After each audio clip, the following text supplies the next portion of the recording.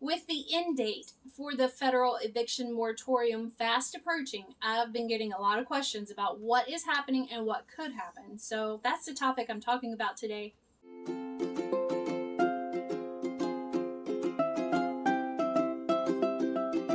Hey friends, Mary Howard here with There's No Place Like Home NC, Red Boots Realty powered by eXp Realty. And on this channel, I provide educational content for buyers and sellers who are deciding on whether to buy or sell a home.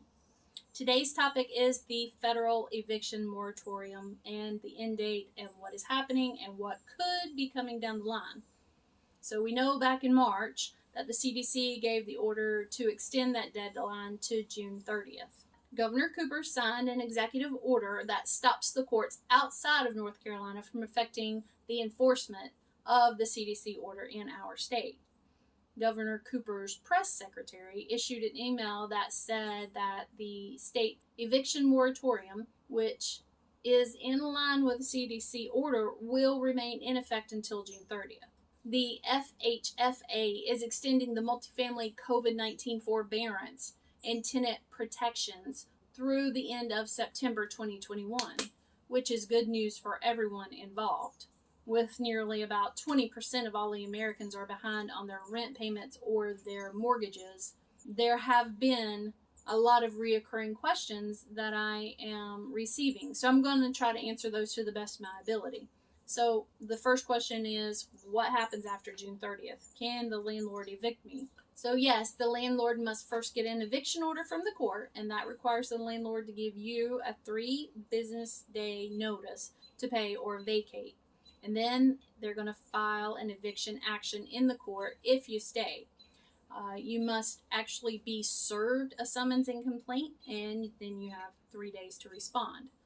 When you respond, the landlord will then request a hearing, and that's got to happen within 10 days. And at that hearing, the judge is probably going to give you 3 calendar days to get out of town before the landlord can lock you out. But the money that you owe will not be determined at that hearing. If you do not answer, then the landlord will just by default win the judgment. Gives you 3 days before he locks the door, and he gets all of the money that he claims that you owe him. All right, the second question is, what if you've already left, but you still owe the landlord money? So there are 2 ways this can go. The first way is if the landlord has already filed an eviction action in the court, then the next step will be a hearing on how much he is claiming you owe or the damages. And that amount could include past due rent, late fees, penalties, attorney fees, court costs, as well as damage to the unit over the reasonable wear and tear. And this may not happen until months after you've already left the unit, but you will get notification of this by email. And if the court doesn't have your email address, you must provide the court and the landlord your postal address within 30 days after the eviction order is issued. The second way is if the landlord has not filed a court case against you before you leave, then the landlord must file the collection action in court and have you personally served with a summons and complaint.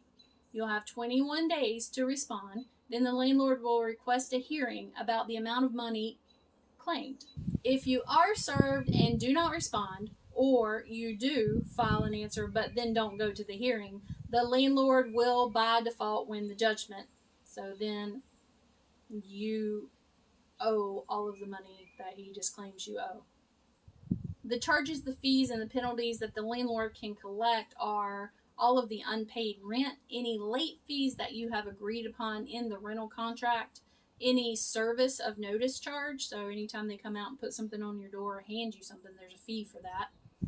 If you left unpaid utilities or parking fees, and charges for physical damage caused by the tenant over reasonable wear and tear.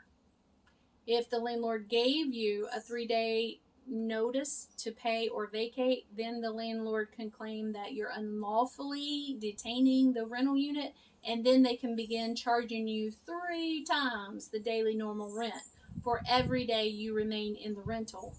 So if your rent is $1,500 a month, you divide that by 30 days. That means your daily rent is $50 a day. You take that and you multiply it by 3. That means if you hold over, he can charge you $150 a day to stay there. You can have your attorney, or you can ask the judge yourself to waive those fees because the CDC gave you the right to remain, but it's not certain yet if those will be waived. If you leave or are evicted prior to the end of the contract, the landlord can charge future rent payment from the time that you leave until the time that the property is rented. And this is nothing new. It has been the standard in North Carolina for as long as I've been in the business. The landlord does need to make sure that's as short as possible, but this can last a month or more. Once the landlord files a lawsuit, the charges will then include attorney fee, court fees, and the charges for the service of the summons and complaint. The lawsuit will be an eviction action. In North Carolina, it's called the summary ejection. If the tenant remains in the rental unit, or a collection action if the tenant has already vacated the unit. The monetary judgment itself will accrue interest charges at the contract rate if the contract stated the rate, and most of them do, and I think here in North Carolina it's 15%. So the next question that we're going to answer is, how can the landlord collect the money judgment? And the landlord can demand that you appear in court for what's called a supplemental proceeding. You must appear, or the court can issue a bench warrant for your arrest. Now, you can't go to jail for owing money, but you can go to jail if you are ordered to appear and you don't. So, show up. At this hearing, the landlord can ask you all kinds of questions about your money. Where do you work? How much money do you have in the bank? What kind of car do you drive? And you're going to have to answer these questions. Then the court will make a decision as to if you can afford the amount of charges that the landlord claimed that you owe.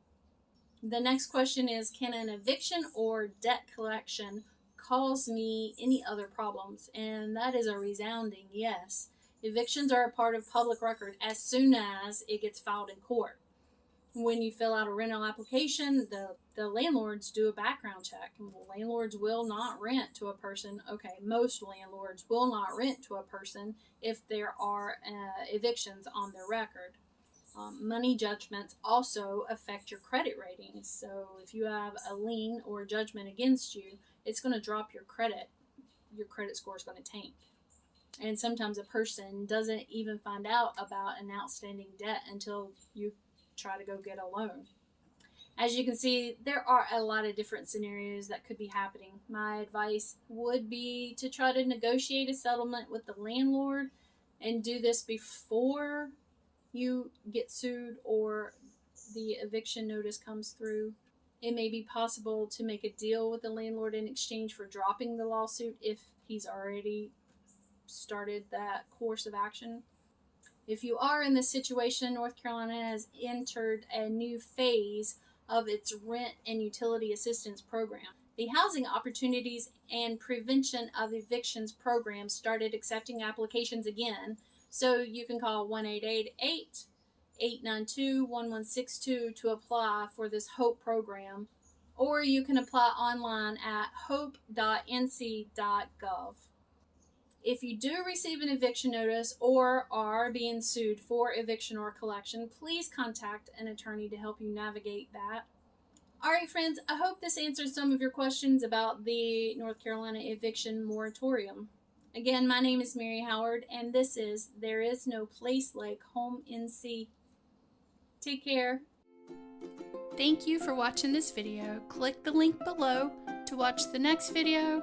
Don't forget to hit that icon bell to subscribe. This is Mary Howard with There Is No Place Like Home NC.